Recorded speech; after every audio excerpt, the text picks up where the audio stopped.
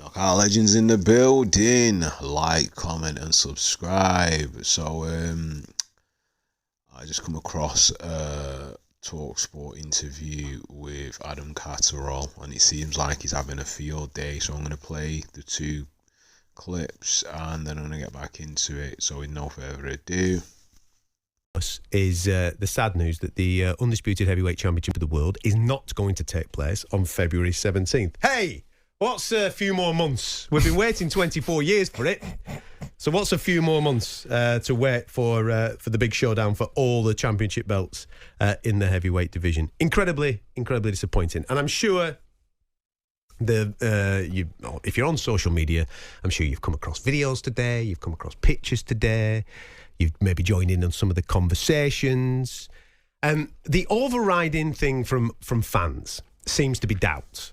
I told you so. I told you this had happened. I told you this had happened. On the boxing situation with Fury Usyk falling off, before we get into the Arsenal-Liverpool game, right? You're asking me earlier on, will it be rescheduled? When will we reschedule it? Will it happen? And then me saying, listen, I don't know. And that is legit. I'm not going to change my mind on that. I don't know. Because of the consistent inconsistencies, I do not know. But one thing that I will say is this. If you want to be classed as the best heavyweight of your era, if you want to be classed as the best heavyweight of your generation, you have to have that fight. You have to have that fight. And if you don't, then you leave the door open for other people to take that mantle, especially when you've only had 6 world title fights, and 3 of those were against the same fella, and 2 of those were against people that you've beaten previously. You have to have this fight. That's all I'll say. Yeah, without a shadow of a doubt. So from the clip there, Adam Catterall kind of feels exalted. Remember all the crap that he got from Frank Warren about the Undisputed fight not being made, and then what happens? Surprise, surprise. Now, no one's surprised. No one's actually shocked. And the people that are, I suppose, they're naive, because Adam isn't. But he then goes on to say that basically if Fury doesn't fight Usyk, and I also believe if he don't fight Joshua, then he can never claim to be the best of this generation. And I think he's overhyped anyway. I think we as the British public just fall in love with a redemption arc where somebody comes back from the abyss and they turn the life around and then they do something great and incredible. Fury was never as good as when he fought Klitschko. That time's gone.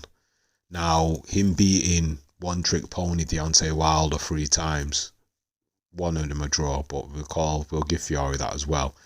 That doesn't equate to being great. And like Adam Catterall, and I think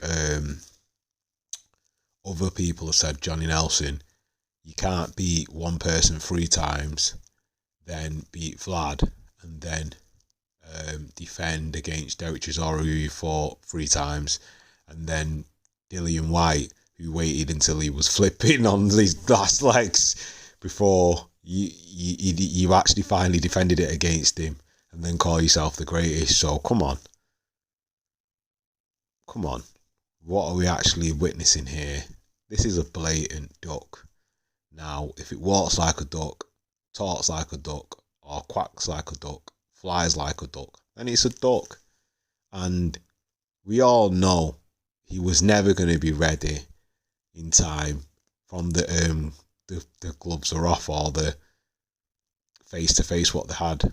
He was never going to be ready in time. You could just see it. You know, he was playing for time. He played for time after the Ngannou fight because he's saying he had an injury.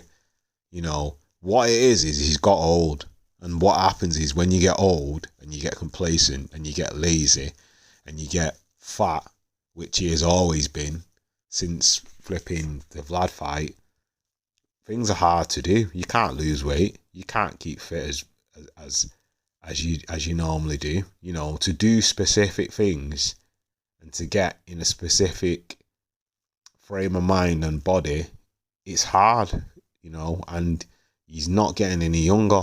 It's not like Joshua or even the other heavyweights that are on job and not letting the spotlight and other things turn their head. In a way, he even said it. He said the like high class hookers, boxers, he's the most high class out of all of them because he is actually a diva, a real big diva, and you can see it in everything that happens.